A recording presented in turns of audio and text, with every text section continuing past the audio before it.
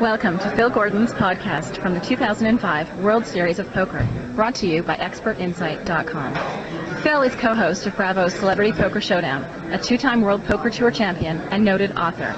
For more insight into the mind of a true poker champion, visit www.expertinsight.com. All right, this is Phil Gordon. I'm sitting here with Paul Wolf, professional poker player from Florida. And Paul got in just a little bit too late for the madness that's outside. Paul, you didn't get into today's event, right? The $1,500 buy-in, no limit. How do you feel about that? There's a lot of dead money out there. I'm kind of upset that I didn't get in. It's the first time in my life I've ever been shut out of an event, so it's not making me happy. Are you going to be doing a lot of drinking today? Coffee. I'm getting coffee. Ready for come on, not coffee. How many events are you planning on playing in the World Series? Approximately 20. 20. What if you make like 10 final tables and you're only going to play 10 events then, right? This is true. Right. And what's the total buy-in that you're prepared to spew on the World Series of Poker? I think it's around $60,000, somewhere in that $60,000? Does your mom know that you gamble that kind of money? Shh, don't tell her. What does she think about you being a professional poker player? At first, you're a young guy, right? How old are you? How old are you? Come on, Paul. I can't. All right, I make money on that. Paul's no older than Paul's no older than 40, but he looks like he could be about 28. It must be that Florida sun that does it for him. But, you know, it's really, I mean, you look at the people out here. It's 2,500 people today. Last year this event had 800 people. Right? What are we in store for next year? I just can't imagine what is going to happen next year. I don't know if they're going to have a room big enough. They're going to have to use 2 or 3 hotels next year. Is Las Vegas big enough? Yeah, that's 3 years down the road. They're going to have to expand to California and Vegas, I think, or Arizona maybe. Yeah. All right. Well, wish me luck. I'm going to need it today. The event's about to start in about 15 minutes. For you guys listening to this podcast, this is my first entry. I promise I will get better at it. Basically, what I'm going to do is at the end of every level, I'm going to come on and talk about some of the hands that I just played, and hopefully I'll last the whole level. That would be nice. Hopefully. You want a little side bet on me last in the first level, Paul? No, I think you'll make the first level, although I know you're going to have to gamble. Yeah, today is definitely a gambling day with 2,500 people. The blinds are starting at 25-25. We're only starting with 1,500 in chips, which is 60 big blinds. By the third level, the average stack is only going to be about 20 big blinds, and that's definitely going to require a lot of gamble. By the way, Phil, it's starting with 2,200. There's at least 500 alternates, so that's at least 2,700. They're going up and up. It might be 3,000. As my friend Howard Lederer said last night when we were talking about this event, he said, Phil, you're not going to skill your way to the final table. And he's so right. This event is very much a crapshoot. The good news for me is that even if I bust out, there's a craps table right around the corner. All right, let's get out to the table. And I'm here with Lane Flack, back-to-back Flack. Now, a couple years ago, Lane, you won 2 no-limit hold'em events. Back-to-back. How many people were in each of those events? 549 and 448, I think. So in today's event, there's literally 3 times the number of people that are registered for this one event than you had to beat for both of your bracelets a couple years ago. How does that change your strategy? My strategy never changes on the amount of players. It doesn't? You sit down with 9 players at a table and you finish with 1. All right. Now, but in all seriousness, you're only going to start with 1,500 in chips today, right? And the blinds are going to be 25-25. What strategy deviations do you make when you start with only 60 big blinds and you know that the blinds are going up radically? I suggest there's going to be a lot of players that probably are going to get anxious early. Yep. And just wait for a spot. You don't have to be near as fast as people think you do. But you're willing to gamble here in the early going if necessary, right? I mean, no. No? Just the opposite. You don't want to gamble early. So the first 2 levels, you're going to sit back and wait for a good spot. Certainly when the blinds get to 50 and 100, 100, 200, and the average stack only going to be 2,500, you're going to have to gamble then. Well, you're going to be able to get yourself in a situation where a lot of people are going to be gambling early. So if you can get in, there's going to be a lot of good spots to be able to get into. Yep. Now, if you can get a hold of some chips, round 3 or 4, now you might be able to control the table because there's going to be a lot of short stacks. Right. Therefore, you're going to coast on through. All right. That'd be a better strategy. Well, in 3 days, you're very likely you're a great pick to be at the final table. For people that are listening to this podcast that aren't at the World Series of Poker, describe what's going on out there with the madness.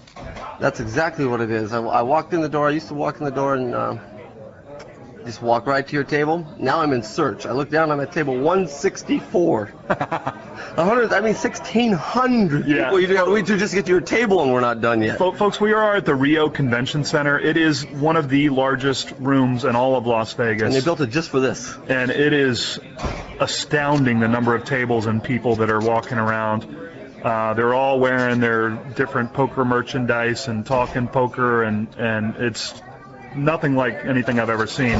This is no backroom brawl. This event sold out late last night at 2,700 people. I mean, it's really crazy what's going on. But the event is just about to start. I'm going to let Lane get out of here and out to the table. Lane, back-to-back flag. Thanks for joining the Phil Gordon Web podcast. Thanks, buddy. Good luck. All right, see you later. All right, I'm here with Annie Duke. We're literally minutes from the start of the tournament. Annie, 2,700 people in this event. I know, crazy. Perry Friedman just walked up. Yeah. Perry, one of the Tilt Boys. If you haven't checked out the Tilt Boy website, check it out at www.tiltboys.com. Annie, what do you think about 2,700 people in this event? What kind of strategy changes are you going to make today? I'm gambling, I know that. Yeah, exactly. I mean, you start with 1,500 in chips, and there's 2,700 people. That's a double reason to just gamble it up. Yeah. Did you expect this kind of turnout, this kind of field for the first event? Well, only because I heard that the last event has so many people in it already. So yeah. I hear that that's going to be 6,600. So you assume when it's a $1,500 buy-in, you're going to get a lot of people. So what do you value your chances against, let's say, Perry, who's one of the worst players I know? What do you think your chances of winning as opposed to Perry's are? Well, Perry's like a huge dog to the field. Well, okay, but let's take a random player. Random player in the field. Better than Perry. Okay, so you're 6 times more likely to win than Perry? Would you say that's about right? Yeah. Well, Perry, do we have a bet? She's giving you 6 to 1 to win. No, I'm not. Perry, come on, 6 to 1 to win. 6 to 1 to win. 10 to 1. She won the TOC. How can I compete? All right, I'm taking Annie at 10 to 1 over you, winning only. Okay, my 1,000 to your 100. Are we down? We're down. All right. Very good. Annie, thanks for the vote of confidence. Great to see you. All right. All right, I'm on my way to my table. I'm in table 156, seat 1. 156, seat 1. There are literally a sea of people here. We'll be out here in a minute. I don't recognize anyone, which doesn't really mean all that much, but where the hell is table 156? I don't really like being in seat 1 because that's the seat just to the left of the dealer, and it's hard to see all the people at the table. Hey. Oh my God. I have never seen so much dead money in my life. Then again, a lot of people consider me dead money, which is just fine with me. I want to make sure you have. Anyway, I'm going to search for my table here, take a seat, and check out my competition, make some friends, and I'll try to record the Let's Get Ready to Shuffle Up and Deal. Deals, the button should be in seat number 8 at every table. The button should be in seat number 8 at every table. Blinds start at 25 and 25. Like to wish all the players good luck. What's my turn to watch? Once again, good luck, players and dealers. Shuffle up and deal. All right, here we go. World Series has started. All right, talk about bad beats. We're playing 11-handed here. There are only 2 empty seats at the table. A couple people supposedly arriving a little bit late.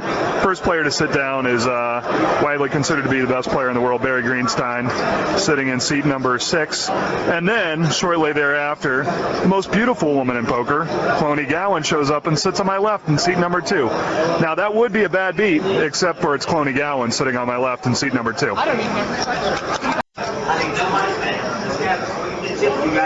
Literally the first hand someone broke out and they called for the first alternate. Just found out that all the tables seemingly are grouped by last name, which is why I'm sitting next to Gowan and Greenstein. But that definitely leads to the conclusion that the last name of Wynn, like Men Wynn, Men the Master, Scotty, that would be a very bad last name to have. G is pretty horrible in this seat, but that would definitely be even worse. Oh, I got some water. I just want to change my 20 so I can get ready. Yeah. This installment of the web podcast will be called Cocktail Tilt. Cloney just ordered a cocktail or bottle of water from the server passing by. She gave, Cloney was nice. You were nice enough to buy me a bottle of water as well, right? And it's usually $1 per bottle of water. Cloney only had a 20 because that's the kind of way she rumbles. And she only rolls with hundreds and 20s in her pocket. And gave her a 20, and the cocktail waitress says, "Oh, I'll be right back with your change." And what happened? She never came back. So little cocktail tilt? Little cocktail tilt now. All right, well, hang in there. All right. We got 7 minutes to go in the first level. I've only played 2 hands.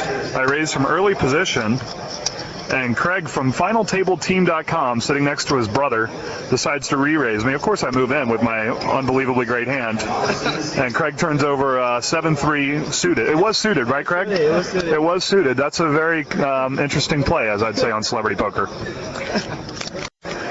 All right, we're right at the end of the first level. I've got 2,100 in chips. I've only played 4 hands. I had ace 4 spades. I stole the blinds one time. Only made 1 play. A very kind of passive player on my right, about middle position raises, and I had 9-5 of spades. On the button, I decided to check it out and see the flop, trying to just play position against them. The flop came flop came Queen 10-4. Queen 10-4 on the flop, and with that, he checked and I bet, and he just called, and I had a feeling he was weak going for a flush draw. Check on the turn, and then on the river, he checked me again, and then bluffed him out of the pot.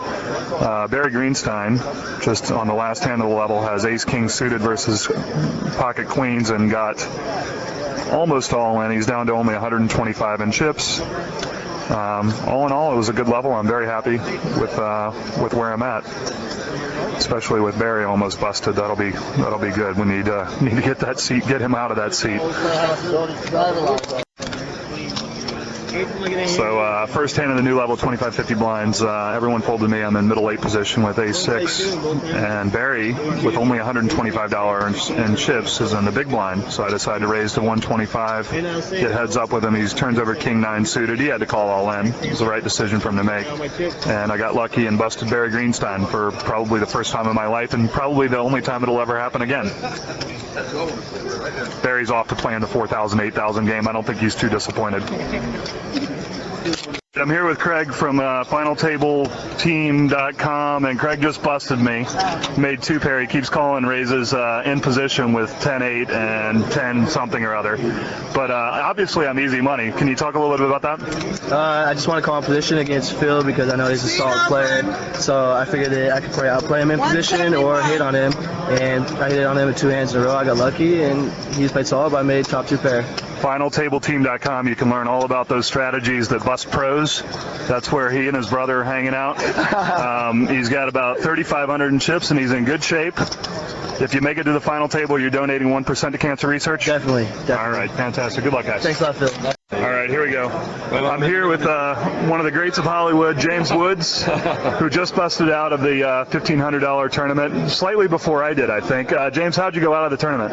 I had ace-king against 10s, and I was understacked, so a guy raised, and I just went all in on him, hoping that he would call, really, and he did call with his 10, so it's a coin flip. I'm feeling good. First card I see come out, of course, is the ace, but I don't notice because it's that old adage that when the flop comes out and your card's there, it's bigger than the other 2 cards. I didn't notice the little 10 sitting next to it. Oh, no. And by then I was already in it. Yeah, so you're drawing nearly dead. Yeah, I'm drawing dead. But actually I had 2 spades on the flop, so I had a backdoor flush, and I actually had a 4th spade on the turn, but I didn't hit it. A diamond came out with diamond rag. So that was all right, how many events are you planning on playing in the World Series this year? Well, there's 45, and I'm going to try to play 48 of them. Okay. Wow. No, I just want to play as much as I can. You know, it's an incredible experience, I think, even for pros like you and really top players. I mean, Erick standing right here, Erick Lindgren. Erick Lindgren, yeah. And I mean, it's still fun. I mean, you guys play for a living, but it's still fun because you're either, as Erick just said, you're either going to go out in a blaze of glory right off the bat, or you're going to amass some chips and really stand there and have a chance to play. But this, without a doubt, the strategy, I think, is not to sit and be tight. Like, you got to play it as hard as I can. You got to gamble it up in this. Yeah, you got it. I mean, I looked over the line, and all the greatest players were standing here, and I realized one of the reasons they was that they, played hard. Yeah. All right. Thanks, James. Okay. Good luck. Okay. Thanks. See you again next time. You too. So, E-Dog, Erick Lindgren. Should we go play golf? Well, I think the correct strategy is to play really tight. I think I would not listen to anything James said.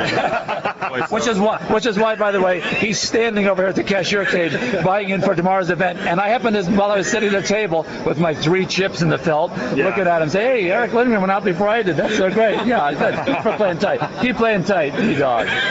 I'm just kidding. How'd you get in? It's off to the golf course. Yeah. How'd you get it in? Unlike James, I got it in with the best hand. I had 2 queens against an ace. Unlike king. James, nice dig. Okay.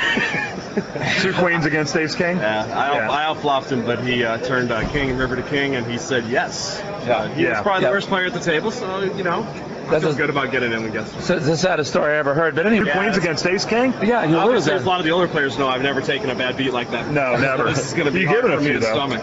You're doing the webcast. People want to know. Yeah. So here's a good opportunity. I was acting after the guy. I figured he had a pair.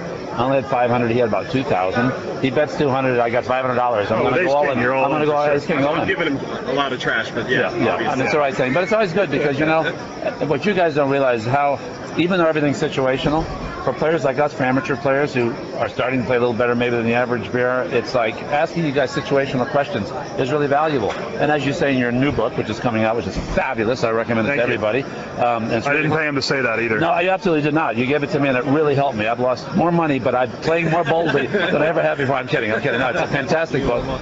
Yeah. But I have to say, one of the things that you learn is to just play very strongly and very aggressively. I mean, it's a very important thing to do. But you guys can really help us in these situational things. But the thing you said, the most important, there is no answer. And it's really hard to understand that when you're first starting. There is no answer. You got to think about it. There are 1,000 different ways to play this game. E-Dog can win the chips. I can win the chips. You can win the chips. As long as you're playing a style that's a winning style, you got to play aggressively to win. I don't think there's any doubt about that. And you've got to play to win, which is why we're signing up for more tournaments. Exactly. So Thanks, E-Dog. All right, buddy. Cheers. See you, Eric. But hey, here's one good thing that you said in your book that's really important. And I never thought about this before, and I think people should have this in mind. A lot of times people say we can play aggressively, you can play tightly, you can play loosely, passively, however you want to do it. That's not the issue. You say in your book, and it's the best thing I've ever heard about poker, the most important thing every hand is to make the correct decision. Yep. So when I say, was I right to go in with the ace-king, it's not a matter of was I right to be aggressive understacked in second position. What it really is, did I make the right decision? In a coin flip when I'm understacked and I got a chance and I'm going to get blinded out probably. That's absolutely the correct decision. I'd rather be aggressive than not be aggressive. So is it the correct decision? That's what I want to ask myself, and if I feel good that it's a correct decision, then I'm going to feel good about what happened. There's no doubt it was the right decision. Right, and that's the Phil Gordon thing. Everybody, you got to read his book. I'm not kidding you. All right, it's called the Little Green Book. The Little Green Book. Yeah, fabulous. All right, thanks, James. Okay. All right, this is the last entry for today's podcast. I am walking to my car after ignominiously busting out of the tournament. It's very quiet outside, and I'm very much on tilt for playing like a moron. I did in this tournament what I counsel most people not to do, which is get all your money in drawing dead. Definitely could have played better, but it's the first tournament. There are literally 35 more to come. Hope you enjoyed this segment and had some great interviews. I think I really enjoyed talking to James Wood, a bunch of other pros. In future installments, we're going to get Howard Leder or Chris Ferguson, most of the other Team Full Tilt members. Until then, flop 'em dead. And this is Phil Gordon. Visit my website, expertinsight.com, and I'll talk to you guys soon. Thanks. Thanks for downloading my World Series of Poker podcast. Tune in every day for more insight and fun from the Rio and Las Vegas. This is Phil Gordon. For more information, visit my website, www.expertinsight.com.